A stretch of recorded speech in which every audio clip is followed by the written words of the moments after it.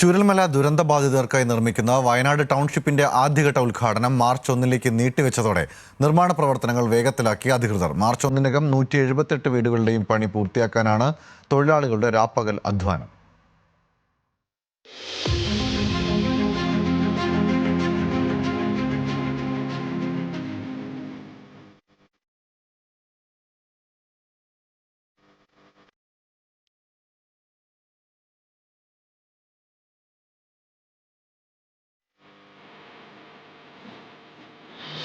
ഫെബ്രുവരി 25-ന് 178 വീടുകളുടെ പണി പൂർത്തിയാക്കി ഒന്നാം ഘട്ടം ഉദ്ഘാടനം ചെയ്യുമെന്നായിരുന്നു സർക്കാരിന്റെ കണക്കുകൂട്ടൽ. എന്നാൽ തൊഴിലാളികൾ രാപ്പകൽ അധ്വാനിച്ചിട്ടും നിശ്ചിത ദിവസം പണി പൂർത്തിയാകില്ലെന്ന് കണ്ടതോടെ ഉദ്ഘാടനം മാർച്ച് 1 മാറ്റുകയായിരുന്നു. ഇത് നിർമ്മാണ ഏജൻസിക്കും തൊഴിലാളികൾക്കും ആശ്വാസമായി. എല്ലാ സൗകര്യങ്ങളുമുള്ള ടൗൺഷിപ്പാണ് നിർമ്മിക്കുന്നതെന്ന് township special officer doctor J O Arun പറഞ്ഞു. ഈ 178 പേര് തന്നെ ദുരന്തത്തിലെല്ലാം നഷ്ടപ്പെട്ട വീടുകളുടെ പൂർണ്ണനാശം സംഭവിച്ച ആളുകളാണ് ഫേസ് 1 ബെനിഫിഷ്യറീസ്. ഈ ഫേസ് 1-ൽ തന്നെ ടൗൺഷിപ്പിൽ വീട് ഓപ്റ്റ് ചെയ്തിട്ടുള്ള ആളുകളാണ് 178. അപ്പം ദുരന്തത്തിൽ പൂർണ്ണനാശം സംഭവിക്കുകയും വീടുകൾക്ക് പൂർണ്ണനാശം സംഭവിക്കുകയും ടൗൺഷിപ്പിൽ വീട് ഓപ്റ്റ് ചെയ്യുകയും ചെയ്ത എല്ലാവർക്കുമാണ് നമ്മൾ ഒന്നാം ഘട്ടമായിട്ട് വീടുകൾ നൽകുന്നത്. ഇവിടുത്തെ ഏറ്റവും പ്രത്യേകത തന്നെ വീട് മാത്രമല്ല നമ്മൾ അവർക്ക് നൽകുന്നത്.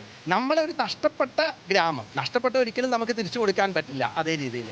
പക്ഷേ ആ നഷ്ടപ്പെട്ട ഒരു ഗ്രാമം നമ്മളിവിടെ അത്യാധുനികമായിട്ടുള്ള രീതിയിൽ, അതേസമയം പ്രകൃതി സൗഹാർദ്ദമായിട്ടുള്ള രീതിയിൽ നമ്മളിവിടെ പുനഃസൃഷ്ടിക്കുകയാണ്. അല്ലെങ്കിൽ അതാണ് സർക്കാർ ലക്ഷ്യം വെക്കുന്നത്. ടൗൺഷിപ്പിനായുള്ള സ്ഥലം ഏറ്റെടുക്കൽ നിയമപ്രശ്നങ്ങളിൽ പെട്ടതാണ് പ്രതിസന്ധിക്ക് കാരണമായത്.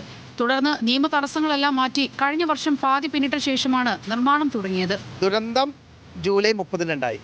ഭൂമി ഏറ്റെടുക്കാൻ വേണ്ടിയുള്ള സർക്കാർ ഉത്തരവിറങ്ങിയത് ഒക്ടോബർ 4 ആ ഉത്തരവ് ഇറങ്ങിയ ഉടനെ തന്നെ ഇതിൻ്റെ എസ്റ്റേറ്റ് മാനേജ്മെൻറ്റുകാർ അതിനെതിരെ കോടതിയിൽ പോയി.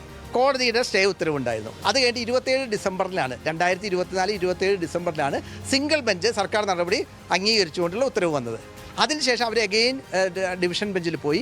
സുപ്രീം കോടതി വരെ ഈ മാനേജ്മെൻറ്റ് ഇതിനെതിരെ, സർക്കാർ ഉത്തരവിനെതിരെ സുപ്രീം കോടതി വരെ ആ ഉത്തരവ് കൊണ്ടുപോയി. അതിനെ സ്റ്റേ ചെയ്തുകൊണ്ട്, അല്ലെങ്കിൽ തന്നെ അതിനെ ചോദ്യം ചെയ്തുകൊണ്ട് പോയി. അങ്ങനെ നമുക്ക് ഫൈനലി ഇത് ഏറ്റെടുക്കാൻ അനുമതി നൽകിക്കൊണ്ട് ഹൈക്കോടതി ഡിവിഷൻ ബെഞ്ചിൻ്റെ ഉത്തരവ് വരുന്നത് കഴിഞ്ഞ ഏപ്രിൽ 11 ഉദ്ഘാടനം നീട്ടിവെച്ചതോടെ രാവും പകലും പണിയെടുത്ത് വീട് നിർമ്മാണം പൂർത്തിയാക്കാനുള്ള ശ്രമത്തിലാണ് അധികൃതർ.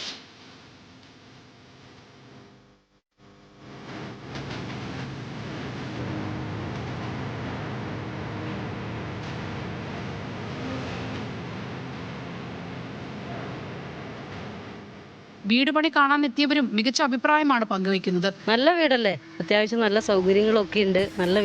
നല്ല വീടാ, ഒരു കുടുംബത്തിന് താമസിക്കാൻ എല്ലാ സൗകര്യങ്ങളും ഉണ്ട്. ഞങ്ങൾ ഇത്രയും പ്രതീക്ഷിച്ചില്ല. ഇവിടെ വന്ന് കണ്ടപ്പോൾ നല്ലൊരു സന്തോഷമായി.